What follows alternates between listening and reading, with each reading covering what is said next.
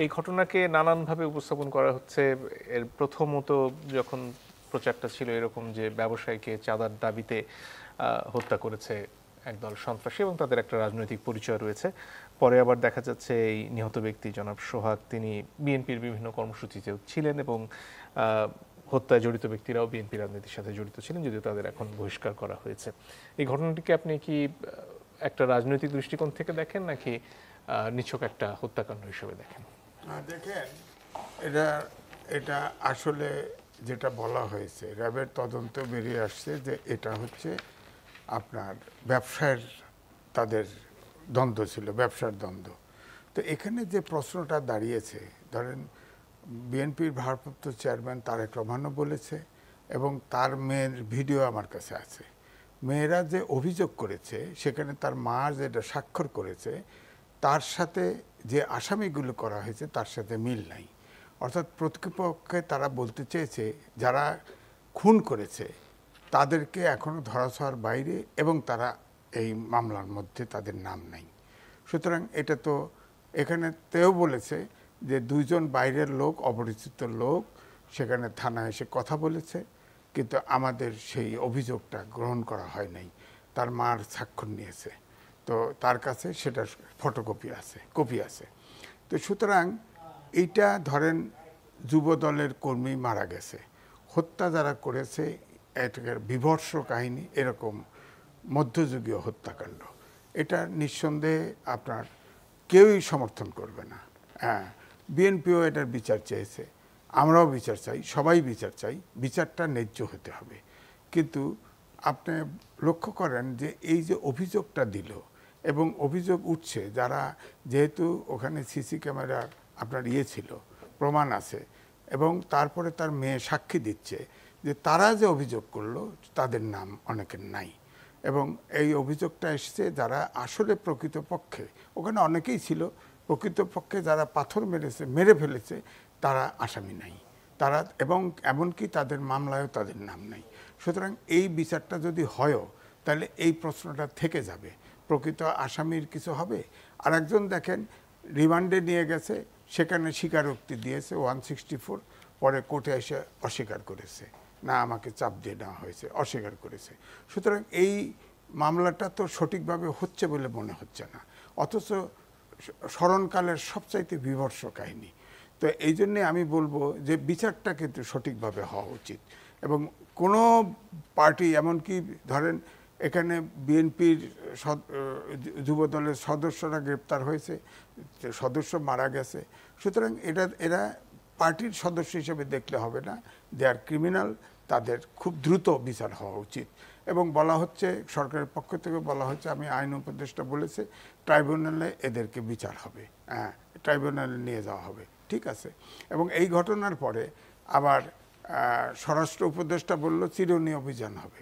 তো আগে তো ডেভিড হান্ট ছিল, ডেভিড শয়তান হান্ট ছিল, তারপর বাছাই করে করে ধরতে পারতো। এখন তো চিরুনি, এখন এই চিরুনিটার যেন সবার মাথায় ঢোকে, মানে চিরুনি উকুন বাঁচতে যেন সবার, একদম সব দলের ভিতরে, অর্থাৎ সমাজের ছোট ছোট গুড়াগাড়ি যত আছে সব যেন ধরা পড়ে। ডেভিল হান্টের সময় তো আমরা দেখতে পাচ্ছি না। ধরেন 5ই আগস্টের পরে প্রায় 50% থানা লুট হয়ে গেছে, অস্ত্র লুট হয়ে গেছে, এবং আপনার অনেক পুলিশও হত্যা হয়েছে। তো এটার তো বিচার হয় নাই, এই অস্ত্রগুলি কোথায় গেল?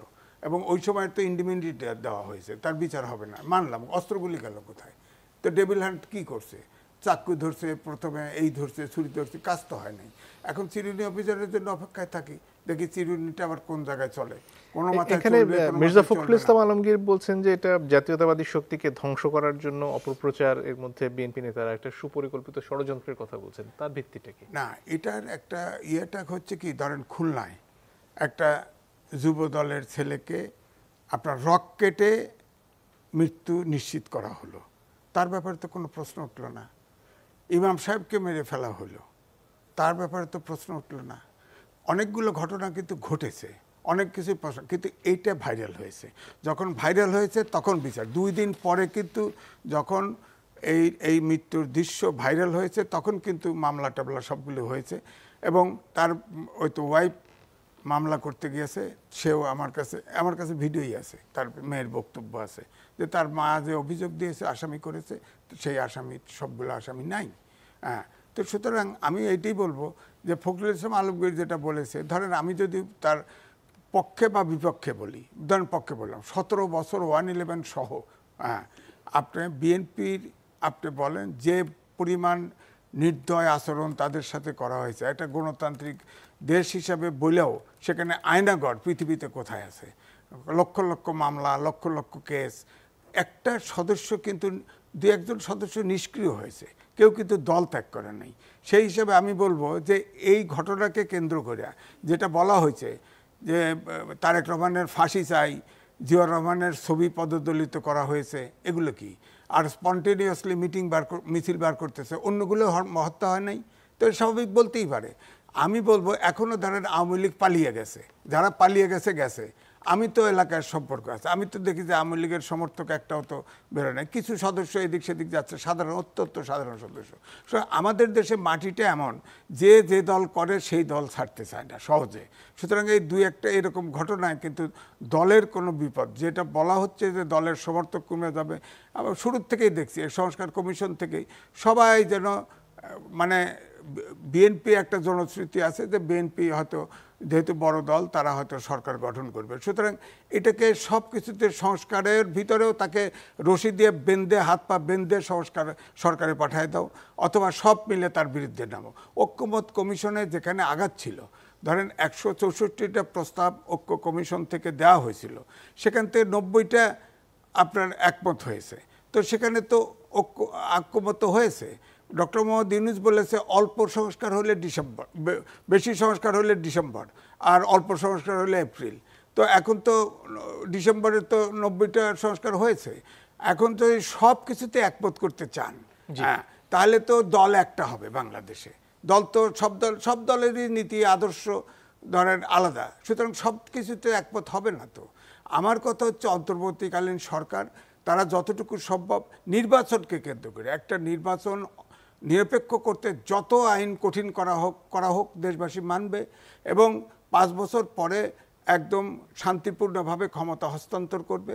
এই জায়গায় যত সংস্কার করা দরকার করুক, এটাই হওয়া উচিত।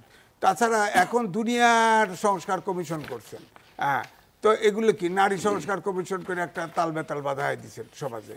তো সুতরাং এখন বলা হলে বলে যে না, গণ অভ্যুত্থানের সরকার সব ম্যান্ডেট তাদের আছে।